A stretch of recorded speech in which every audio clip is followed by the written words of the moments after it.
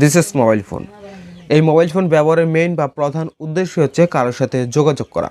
তবে এই mobile phone ব্যবহার করে কারোর সাথে যোগাযোগ বা কথা বলার ক্ষেত্রে আমরা যে কমন সমস্যায় পড়ি সেটি হচ্ছে নেটওয়ার্কজনিত সমস্যা। আমরা যখন কারোর সাথে ফোনে কথা বলি তখন আমরা অনেক সময় দেখতে পারি আমাদের মোবাইল ফোনে তার যে ভয়েসটা আসছে সেটা আমরা ক্লিয়ারভাবে শুনতে পাচ্ছি না, অথবা আমরা যে কথাটি বলছি সেটা অপর ব্যক্তি ক্লিয়ারভাবে শুনতে পাচ্ছে না। অর্থাৎ নেটওয়ার্কজনিত এই সমস্যার কারণে আমরা কেউ কারো কথা ক্লিয়ারভাবে কখনো বুঝতে পারি না। আপনি যদি অলরেডি এই সমস্যায় পড়ে থাকেন তবে আজকের এই ভিডিওর মাধ্যমে আপনি খুব সহজে এর সমাধান পেতে যাচ্ছেন। আজকের এই ভিডিওতে আমি আপনাদের সাথে মোবাইল ফোনের এমন একটি টেকনিক শেয়ার করব, যে টেকনিক অবলম্বন করে আপনি যদি মোবাইল ফোনের মাধ্যমে কারোর সাথে কথা বলেন তবে কিন্তু আপনি কখনোই এই নেটওয়ার্কের সমস্যায় পড়বেন না। সো কী সেই টেকনিক এবং কিভাবে সেই টেকনিক নিয়ে আমরা মোবাইল ফোনে অ্যাপ্লাই করে আমরা কারোর সাথে কথা বলতে পারি, সকল কিছু বিস্তারিত থাকছে আজকের ভিডিওতে। তাই জানতে পুরো ভিডিও কন্টিনিউ করুন। বরাবর মতো থাকছি রাসেল, তো চলুন শুরু করা যাক। অলরাইট, সো মোবাইল ফোন দিয়ে কথা বলার সময় আমরা যে নেটওয়ার্কের সমস্যায় ভুগি সেই সমস্যা থেকে পরিত্রাণের জন্য, অর্থাৎ আমরা মোবাইল ফোন দিয়ে যখন কারোর সাথে কথা বলবো তার পূর্বে আপনার মোবাইল ফোনে একটি সেটিং করতে হবে। এর জন্য আপনি আপনার মোবাইল ফোনের সেটিংয়ে চলে যাবেন।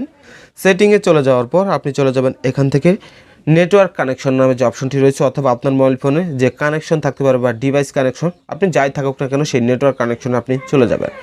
চলে যাওয়ার পর এখান থেকে আপনি চলে যাবেন সিম কার্ড অ্যান্ড মোবাইল নেটওয়ার্ক, অথবা আপনার এখানে কিন্তু নেটওয়ার্ক প্রিফারেন্সও থাকতে পারে। এরপর আমরা এটিতে ক্লিক করে দিলাম। এটিতে ক্লিক করে দেওয়ার পর আপনার মোবাইল ফোনে যদি দুটি সিম থাকে তবে কিন্তু দুটি দেখাবে। আমার এখানে একটি দেখাচ্ছে, আর সিম ওয়ানটা আমার এখানে দেখাচ্ছে সিম ইপটি, অর্থাৎ এখানে কোনো প্রকার সিম কার্ড নেই। এজন্য আমি জাস্ট দ্বিতীয় যে সিম কার্ডটা সিম 2 সেটির উপর একবার ক্লিক করব। সেটির উপর ক্লিক করার পর আপনি যদি লক্ষ্য করেন এখানে কিন্তু একটি অপশন আমরা দেখতে পাচ্ছি যে প্রিফারেন্স নেটওয়ার্ক টাইপ। আপনার মোবাইল ফোনে কিন্তু সরাসরি প্রিফারেন্স নেটওয়ার্ক টাইপ এই সেটিংটা থাকতে পারে। সো আমরা জাস্ট প্রিফারেন্স নেটওয়ার্ক টাইপের উপর ক্লিক করে দিব। প্রিফারেন্স নেটওয়ার্ক টাইপের উপর ক্লিক করে দেওয়ার পর যদি লক্ষ্য করেন এখানে কিন্তু তিনটি অপশন দেখতে পাচ্ছি, 4G, 3G, 2G এবং এটিতে অটো দেওয়া রয়েছে। তারপর একটা হচ্ছে 3G এবং 2G অটো, আরেকটা হচ্ছে অনলি 2G। সো আমরা কিন্তু সব সময় 4G, 3G, 2G অটো যে অপশনটি রয়েছে সবার প্রথমে সেটি করে রাখি। তবে আপনি যখন কারোর সাথে কথা বলবেন তখন কিন্তু আপনি সব সময় চাইবেন 2G যে অনলি রয়েছে আপনি সেই 2Gটা ইনেবল করে রাখতে।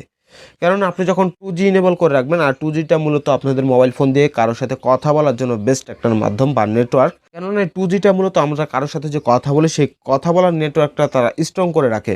2G দিয়ে যদি আপনি এখন ইন্টারনেট ব্রাউজ করতে চান আপনি কিন্তু তেমন স্পিডে ইন্টারনেট ব্রাউজ করতে পারবেন না।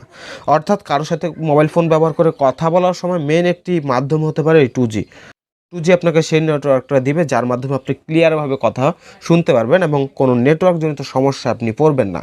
আর আপনি যদি সেখানে 4G, 3G বা 2G যে অপশনটি রয়েছে এটি ইনেবল করে রাখেন সবসময়, তবে কিন্তু আপনি নেটওয়ার্কজনিত সমস্যায় পড়বেন। কেননা এমনও জায়গা রয়েছে যেখানে কিন্তু 4G নেটওয়ার্ক বা 3G নেটওয়ার্ক ভালোভাবে সেখানে পৌঁছাচ্ছে না, যার ফলে আমরা সেই স্পিডটা বা ব্যান্ডউইথটা পাচ্ছি না এবং আমরা ইন্টারনেট তো দূরের কথা আমরা কারোর সাথে অডিও কলে কথা বলতে পারছি না। সো সবসময় ট্রাই করবেন কারোর সাথে কথা বলার সময় 2Gটা অনলি করে রাখতে, দেন এটি দিয়ে আপনি কথা বলবেন। পরবর্তীতে আপনি যখন আবার ইন্টারনেট ব্রাউজ করবেন তখন আপনি আবারও এখান থেকে যে সবার প্রথমে যে 4G, 3G, 2G অটো রয়েছে সেটি সিলেক্ট করে দিবেন, দেন আপনি ব্যবহার করতে পারেন। এই টেকনিকগুলো অবলম্বন করে যদি আপনি কথা বলেন কারোর সাথে তবে কিন্তু আপনি যে নেটওয়ার্কজনিত সমস্যায় পড়ছেন তার চেয়ে 90% সমস্যার সমাধান আপনি পেয়ে যাবেন।